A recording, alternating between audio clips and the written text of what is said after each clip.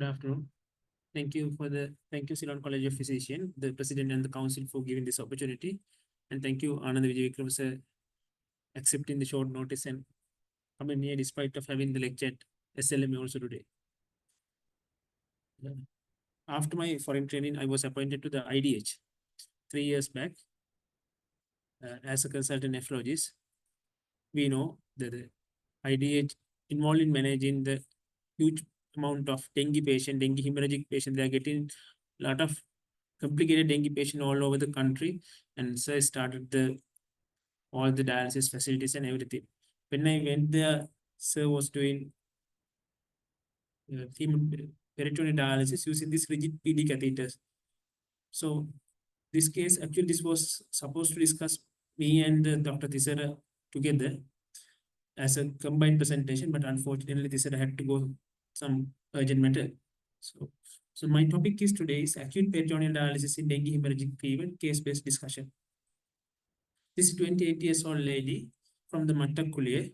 She's a diagnosed patient with tetralogy of Fallot, and the correction surgery was done in 2007. And same time she had diabetic. Presented with the mid-June, at the end of the June, to the IDH hospital with the 1-2 days of fever. At that time, all the hemodynamic parameters were stable and mild abdominal pain and fever. The day 2 full blood count was fine, and patient was discharged from the outpatient department, advising coming back on day 3 with a repeat full blood count. But unfortunately, day 3, patient again admitted to another hospital with fever, abdominal pain, with high blood sugar, vomiting with the most of the symptoms compatible with acute viral fever. Same time, the NS1 came as positive. Unfortunately, with the fever and she had not taken the insulin. Patient had gone to the diabetic ketoacidosis with very extreme acidotic condition. Since we couldn't do the serum ketone levels, uric ketone bodies was positive.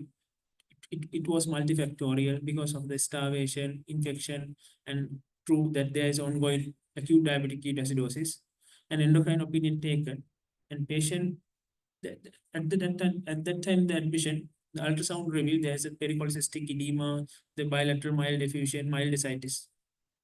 So considering all the factors, the critical phase was started 6 hours before the time of admission, and patient was taken to the ICU for management of the dengue hemorrhagic fever, and management of the diabetic ketoacidosis. Despite of the management, patient was again transferred from that peripheral unit to the IDH hospital 2 days after that admission. So this is a dengue chart from that hospital. I'm not going to, if sir wants, you can contribute, sir.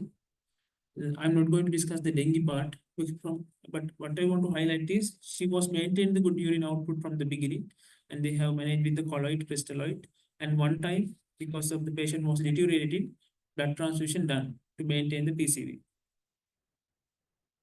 So critical phase monitoring continued at the peripheral unit. To exclude the secondary bacterial infection, all the cultures taken and started the broad spectrum antibiotic, and continue the dengue management and diabetic ketoacidosis management. Bedside echo reveal there's an ejection fraction of 60%. These are the drugs she was started at that time peripheral unit, and started the vasopressors to maintain the blood pressure. These are the pH values of this patient, and from the time of admission, the patient was acidotic, and there's a high lactate level, and it was going up. That is part of sepsis, part of liver, ongoing liver damage, and part of pre-renal element, and it's a multifactorial, type 1 and type 2 lactic acidosis. And bicarbonate remain very low. It's a part of renal uremic acidosis and part of because of the lactate with high NN. So patient came to the ICU of the IDH 2 days from that admission. On examination, there's a lungs clear, the respiratory rate was 20, the saturation was 99 with face mask oxygen of 5 liters. Blood pressure around 102 to 72 with MAP of roughly 60 to 65. Patient was conscious, rational. There is abdominal tenderness. Ultrasound scan done at the time of admission revealed collapse in IVC. There's a free fluid in the abdomen and pelvic cavity and bilateral pleural effusion with everywhere the B lines. Critical phase monitoring started. We took critical phase further away and 9 a.m. of the 2nd of June. So the day one management of the ICU after the date of admission, send the DT, we had to transfuse 2 units of blood to maintain the PCV, continue the diabetic ketoacidosis management. There's a combined fluid regime including the normal saline, dextran. It's basically done by the physician and the dengue expert team. Baseline PCV initially was 50 and it was 53. And there's a dengue management part. In addition to the dengue management part, there's a patient is now in the multi-organ failure. There's ongoing acute kidney injury, ongoing acute liver failure, and there is a ongoing acute lung injury with development of the acute pulmonary edema. So because of these, considering all the parameters, patient was intubated in the morning of the day 2 and continued the sedation and the paralysis. So at that time, creatinine was around 100. It's not very high, but there is a few issues. The urine output is getting less. There is a rise in serum lactate level. There is a development of the acute pulmonary edema getting worse. And we were unable to ventilate the patient properly because of the wet lung. We couldn't deliver the optimal titles and extremely high beat.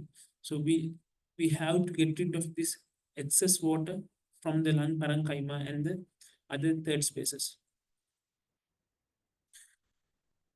So there was a dilemma whether are we going ahead with the hemodialysis or the CRRT or any other method of renal replacement therapy. But the limiting factor of that time was the patient's blood pressure. Blood pressure was definitely around 90 to 60, and patient was in the coagulopathy. And the coagulopathy is secondary to sepsis and acute liver failure. So what were the indication for acute PD at that time? We discussed among all the other people who involved in the management of this patient. So indication of the acute PD at that time was persistent oliguria with high ventilatory support. Worsening of the acidosis is a combined acidosis with high NN-gap acidosis with high delta ratio. The patient was hypercatabolic with need of ongoing nutritional and therapeutic support. With the low urine output, we couldn't give the optimal nutritional support and other therapeutic support to this patient. Why PD over hemodialysis or CRRT? So this is the most important slide. So considering the hemodynamic factors, low blood pressure, definitely we were forced to go ahead with the PD, but we could have done the CRRT. I'll come that. Then the coagulopathy. As I mentioned earlier, there's ongoing coagulopathy secondary to sepsis and secondary to liver failure. So if we are using CRRT, we have to use some sort of anticoagulation system to prevent the clotting of the filter and the extracorporeal circuit. Currently in Sri Lanka, we are using heparin, but can't use the heparin in the context of the coagulopathy. We don't have a very established regional anticoagulation system for the CRRT like regional citrate. Most of the time for the coagulopathy or kind of critical ill patient, we use normal saline flushes, but very cumbersome and it doesn't. Sometimes we are getting a lot of problems with the filter clotting and the clotting of the circuit.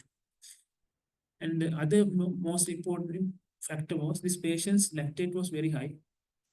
If we use the CRRT fluid, the CRRT fluid we have, it contains the lactate buffer as a buffer. There are different CRRT solution.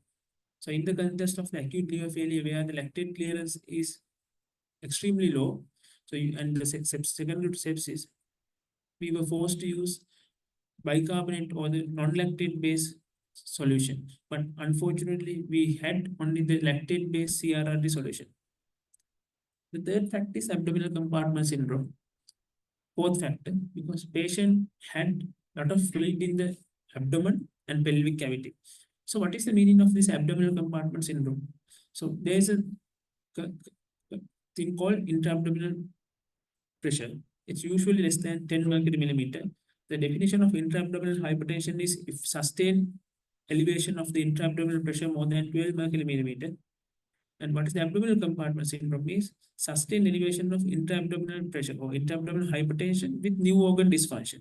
Usually the different guidelines says different values, but the most generalized value is intra-abdominal pressure more than 20 mercury millimeter with new onset organ dysfunction. It might be acute kidney injury, it might be acute liver failure. When the blood pressure, intra-abdominal pressure goes up, it compresses the IVC, which compromise the cardiac filling, and it can cause acute lung injury and the ventilatory problems. So this patient had abdominal compartment syndrome. We measured the bladder pressure using the bladder Foley catheter. So we had to do something to get rid of this abdominal pressure. So one method is putting the PD catheter, so we can gradually drain the intra-abdominal fluid while reducing the intra-abdominal pressure, and we can same time utilize that as a renal replacement therapy. And we all know PD, which utilizes the peritoneal membrane, which is more physiological, and there is no artificial membrane we use here. So for this patient, most of the time when I was doing intern, we use rigid PD catheter for acute PD. The rigid PD, we encountered few problems or few issues when we are using the rigid PD catheters. So I think Sir has done more than 100 of the rigid PD catheters. It's very rigid one. So there's a slight risk of intra-abdominal trauma, intra-abdominal bleeding, some perforation, and the caliber of this rigid PD catheter is less. So it creates a lot of outflow failure, the problems, catheter dysfunction, and most of the time these fibrin clots can block the catheter. So in this case, we use CAPD catheter. That is the usual current recommendation from the KDIGO. Use flexible 10-curve coil PD catheter. That's what we use for the CAPD. Inserted by the percutaneous method, modified Seldinger technique. I'll come to how the PD dose. So this is the catheter we use, and we entered the intra-abdominal cavity 2 centimeter below the umbilicus, small cut, and blunt dissection to the rectus sheath. And using this gray cannula, we inserted the guide wire, and the guide wire directed to the pelvic cavity. There are two sizes of this PD catheter, 57 and 62. So since this kit, we use 57 PD catheter and deep cuffed at the rectus sheath level. And this is how the latter picture, lower picture, when we create the exit site. So there are two cuffs. Since the patient is, this catheter contains the two cuffs, the catheter leakage is extremely low, and this catheter is having more greater diameter than the previous catheter. So outflow or inflow failure is less likely, catheter dysfunction is less likely, infection rates are less likely. So we create good inflow, outflow, and good solute and fluid clearance using the flexible PD catheters, what exactly we are using for the CAPD. So day 2 management, while we are doing the dengue management, actually dengue part has over now. Now the patient is in the secondary sepsis, acute kidney injury, acute liver failure, acute lung injury, and coagulopathy secondary to liver failure and sepsis. So we continue the management for those conditions on day 2, day 3. I'll show you how the lactate level change, day 3 and day 4. At the time of PD catheter insertion, lactate level was 12 and the bicarb was 8. And what I want to highlight is, even we are doing the CRRT or the PD or any PD, acute PD, we can't clear the lactate. So PD or renal replacement therapy doesn't clear the lactate. Lactic acidosis alone is not the indication for renal replacement therapy unless there is a secondary renal cause, like patient is in AKI, oliguria, acute pulmonary edema, kind of thing. Because the liver lactate cleared from the liver, the lactate cleared by the renal replacement therapy is very much less than the liver clearance. There should be definitely secondary indication for renal replacement therapy, because since we are not doing renal replacement therapy for lactic acidosis alone. So that at the time of PD started, the lactate was 12, and after the PD insertion, we drained more than 750 to 1 liter, and then we started PD. How do you calculate the PD dose? So this patient's body weight was 35 kilogram. I'll come to the PD dose. We started 500 ml 1 hour, 1.4 glucose concentration.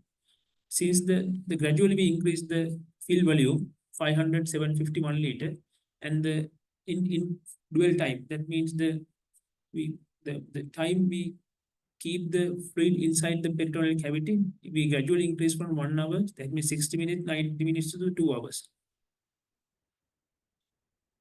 So patient was improving gradually. The lactate came to the 3 and bicarbonate came to the 22, and patient started again after the decompression of the intraperitoneal cavity. So patient started urine production, and it also greatly improved over the next 3 days. But unfortunately, on the day 5 of the PD, patient passed away. That is secondary to the problem with the trough and the related side effects, not because of the sepsis. Actually, sepsis is greatly under control, and the patient, we stopped the PD on day 5 morning because patient started producing good amount of urine, and we came down the ventilatory settings with the PEEP and all the titles. Because of the top complication cases, patient passed away unfortunately on the day 5. So this is how the lactate and the bicarbonate and the pH cleared over the next few days, and patient died on day 5 because of the trough related complication. So what I want to discuss today is acute PD. So acute PD, we are using the peritoneal membrane. There's a 3-pore model of solute clearance. There are ultra small pores, and large pores in the peritoneal membrane. There is a diffusion. How diffusion involves in the clearance of the solute. There's a ultrafiltration. That there is osmotic gradient. We are putting the glucose base or whatever the solutes inside to the peritoneal cavity. So it attracts all the fluid, and that's how the ultrafiltration happens. So there's a diffusion, there's ultrafiltration, there's adsorption. There's a lot of lymphatic channels in the peritoneal membrane. This lymphatic channel gradually adsorb this fluid, usually in the rate of 2 ml per minute, roughly 1 hour, 120 milliliters per hour. There's a gradual adsorption. So there are 3 mechanisms: diffusion, that's how the solute clearance happens; ultrafiltration, where the osmotic gradient; and third one is adsorption. What are the potential advantages of acute PD in acute kidney injury? So even in the very peripheral hospital, or where the CRRT or hemodialysis facilities are not available, minimal infrastructure or training required. Sometimes they might not have the rigid PD catheters or flexible PD catheters. We did the acute PD successfully for the non-STEMI patient who came with the massive cardiogenic shock using the Fore catheter. We can use the Fore catheter. It's an improvised catheter, and it can be used as a PD catheter. So more cardiovascular stability, because not like CRRT or HD, there's a very physiological gradual clearance of the solute and fluids. So there's extreme cardiovascular stability. And there's a biocompatible membrane. We use the same body membrane, peritoneal membrane, so which is biocompatible. Large pores for cytokine clearance. Avoid vascular access and anticoagulation related side effects. We don't need to use the heparin. We don't need to use the citrate or any anticoagulation. So dialysis disequilibrium syndrome is avoided because there's a very gradual clearance of the solutes. There's controversy, but there's some article says more rapid recovery of the renal function by doing PD. How do we do the PD prescription? There are fixed parameters like body size, residual renal function, membrane. There are other adjustable parameters are fill volume, number of exchange, dual time means the time we are going to keep the fluid inside the tummy. And there is no magic here. There are a few parameters we can change. One thing is the the session length, there are three field volume. One thing is a field volume. We can, as we discussed, we can start with the small volume because there's a slight risk of leakage by using extremely high volume at the beginning. So let the wound to heal, let the patient to settle. Usually we start with the 10 to 20 milliliters per kilogram, then we can gradually increase the fluid volume. Then the dual time, we can start with the short cycle like 60 minutes, 90 minutes, 120 minutes, we can gradually increase the time. And the other thing is, how do we change the prescription? By change the solute concentration. We have the 1.5, 2.5 or 4.25 glucose concentration. So changing those concentration, we can change the ultrafiltration. If you want to remove more fluid, you can use higher glucose concentration fluid. So that will attract more fluid into the peritoneal cavity. So session length, usually in the setting of acute renal failure, continuous removal of fluid and solute clearance is required. Usually first we do the 24-hour session, then we can give this small break in between. Dual or exchange volume. Depend on the size of the peritoneal cavity, average size adult can usually tolerate 2 liters, but usually we start with the 1-to-1, sometimes 500, 750, 1 liter, 1.5 liter in first few exchange. Then we can gradually increase the volume. By increasing the volume, we can increase the effective surface area that fluid contact with the solutes. So by increasing the volume, we can have better solute clearance. If the creatinine is high, if the urea is high, you can increase the volume. By increasing the volume, you can get better creatinine and urea clearance. Dual time. Now, as I mentioned earlier, how do we get the ultrafiltration? That means fluid clearance by changing the strength of the glucose concentration. There are different fixed regime, 1.5, 2.5, 4.25. So if you want to remove the more fluid, you can put the 1 point instead of 1.5, 2.5. And dual time is important for solute fluid clearance. If we do the short cycle, like 1 to 1.5 hours, then we can keep the higher glucose concentration throughout. So there is a rapid clearance of the fluid. But if you keep more than 2 hours, 4 hours, 6 hours, gradually the fluid clearance decline. But if you keep the more hours, you can get the better solute clearance. So that's how you change the PD prescription, change in the dual time. If you want more fluid clearance, you can do the more short rapid cycle. If you want more solute clearance, you can keep the fluid more than 2 hours, 3 hours, 4 hours. And same like you can increase the glucose concentration strength by increasing increase it to 1.5, 2.5 to 4.25. Now the one problem we encountered here is for the PD, what we have lactate-based fluids for the CAPD and acute PD. I'll show you that. So this is a large bag is CAPD bag. It has lactate of 40 millimole. This yellow colored one is acute PD 1 liter solution, which also contains lactate as a buffer. But now the problem is most of the critical ill patient with acute liver failure, sepsis, their lactate is usually very high, and that in that case we can't use lactate based fluid for the fluid as a PD fluid. The developed countries, they have the biocompatible PD fluid, that means neutral pH with bicarbonate or combined bicarbonate plus lactate based buffers. But sometimes we don't have this bicarbonate based PD fluid. In that case, we can create bicarbonate based PD fluid by using these formulas. The lowest one,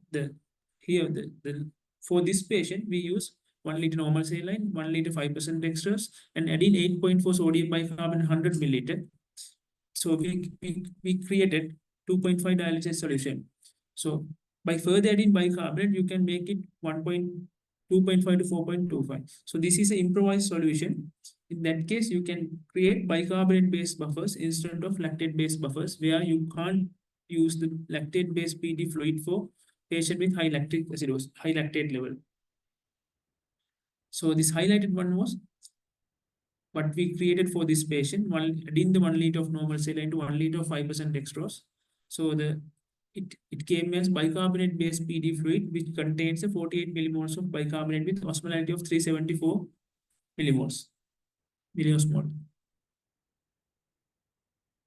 This is how you change the PD prescription. We discussed this. How do we change the PD's prescription according to the patient's parameters? So it's a very dynamic profile. Every hour you have to go through this PD prescription.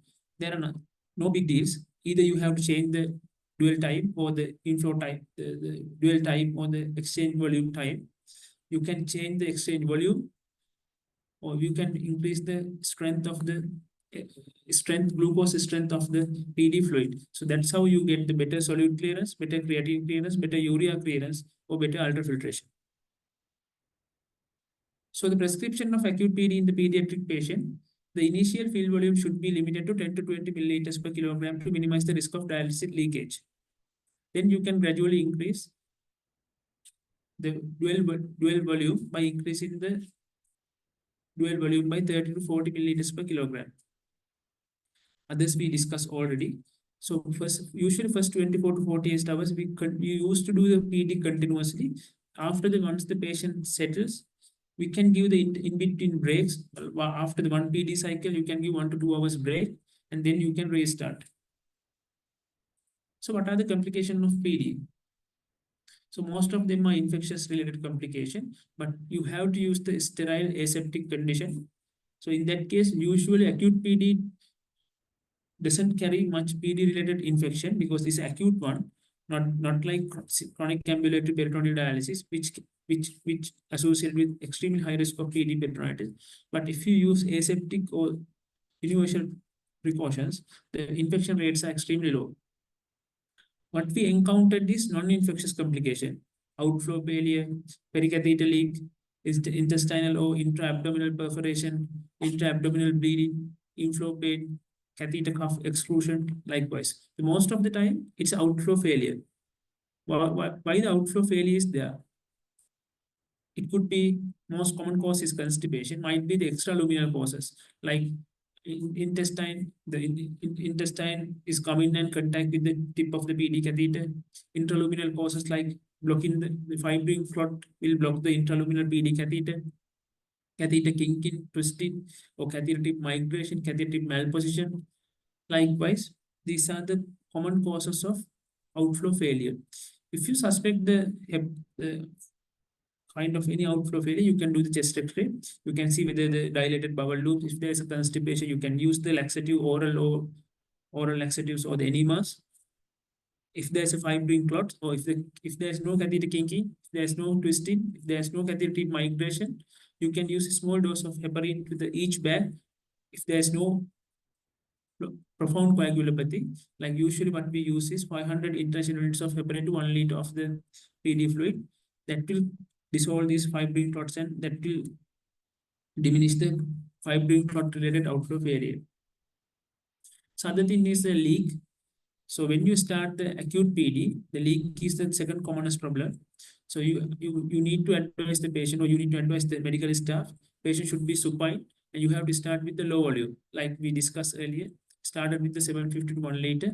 Once you do the few cycles, and to make sure, because when you are using these flexible catheters, there are 2 exits, so and 2 cuffs. Leakage is extremely rare. We never encountered leakage if you use this low volume at the beginning, and you can gradually increase the volume, and the patient should be in the supine position, not the ambulatory mode. And consider periphery sutures or tissue glue, despite of those measures, continues to have the PD leakage. So that is this case. So we wanted to highlight the importance of the acute peritoneal dialysis, even in the peripheral hospital. Not only the dengue hemorrhagic fever, any patient with the acute kidney injury where you require the renal replacement therapy, you can perform the acute PD.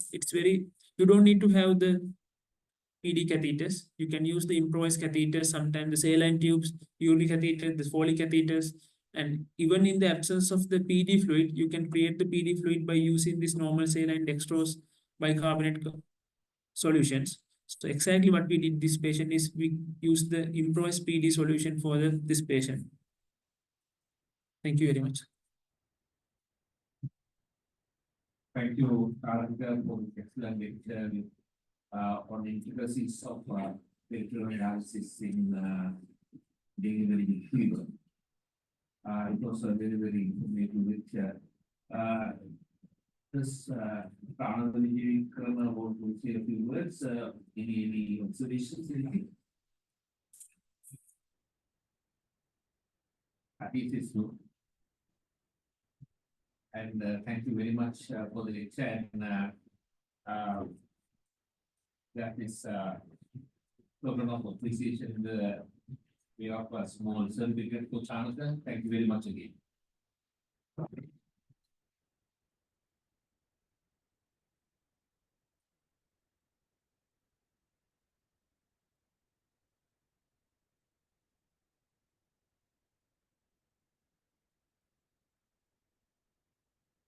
And that is the end of today's very, very good food. And